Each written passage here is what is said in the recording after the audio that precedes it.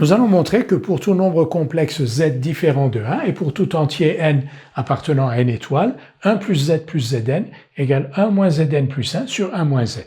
C'est un résultat que l'on connaît sur R, 1 plus qn égale 1 moins qn plus 1 sur 1 moins q si q est différent de 1. Une fois que l'on a montré ce résultat, on nous demande de calculer la somme Sn des racines énièmes de l'unité avec n en entier qui est supérieur ou égal à 2.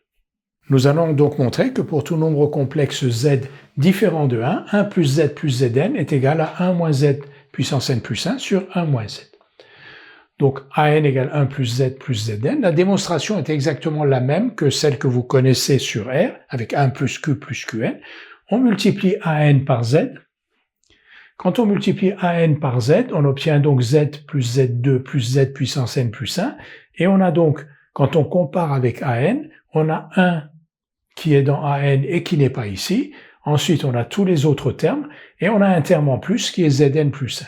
Donc z fois an, c'est an moins 1 plus zn plus 1. On réarrange cela. Donc zan moins an égale zn plus 1 moins 1, et zan moins an, on met an en facteur. Donc z moins 1 fois an égale zn plus 1 moins 1.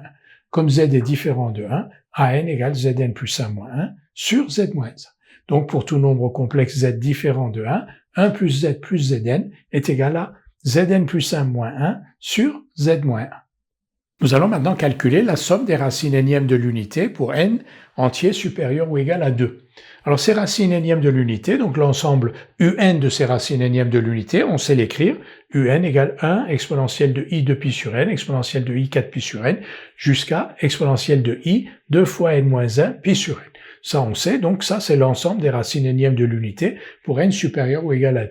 Donc Sn, c'est la somme de ces racines, on l'écrit, 1 plus, donc Sn égale 1 plus exponentielle de i 2 pi sur n, plus exponentielle de i 4 pi sur n, plus exponentielle de i 2 fois n moins 1 pi sur n.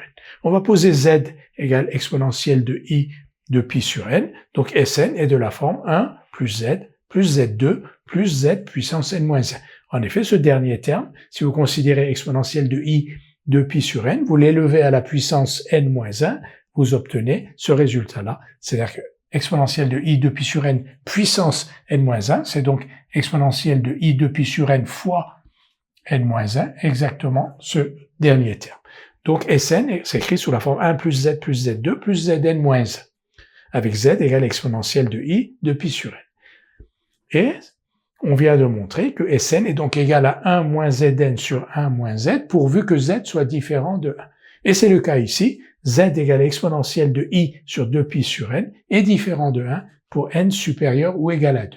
La seule valeur pour laquelle z soit égal à 1, c'est la valeur n égale 1. En effet, exponentielle de i de pi, c'est cosinus de 2pi plus i sinus de 2pi, c'est 1.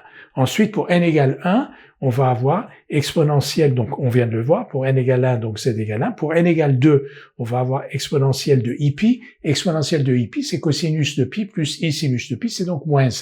Et ensuite, pour n égale 3, on va avoir exponentielle de i de pi sur 3, donc cosinus de 2pi sur 3 plus i sinus de 2pi sur 3. Et la partie imaginaire ne va plus jamais s'annuler pour n supérieur ou égal à 3. Et pour n égale 2, on a vu que z était égal à moins 1. Donc z est différent de 1 pour n supérieur ou égal à 2, et donc Sn s'écrit tout simplement, donc 1 moins zn sur 1 moins z, on remplace z par exponentielle de i de pi sur n, donc 1 moins exponentielle de i de pi sur n puissance n sur 1 moins exponentielle de i de pi sur n.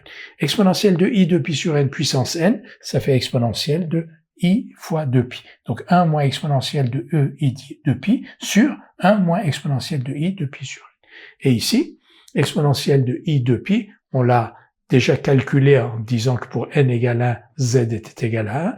Donc ici, exponentielle de i de pi, c'est cosinus de 2pi plus i sinus de 2pi, c'est-à-dire 1. Donc 1 moins 1 égale 0, donc Sn est égal à 0. La somme des racines énièmes de l'unité, pour n supérieur ou égal à 2, est égale à 0. Faisons un test, les racines deuxièmes de l'unité, donc z2 moins 1 égale 0, les racines deuxièmes de l'unité sont 1 et moins 1. Leur somme est bien égale à 0, et ce résultat est valable pour la somme des racines énièmes de l'unité, quel que soit n supérieur ou égal à 2.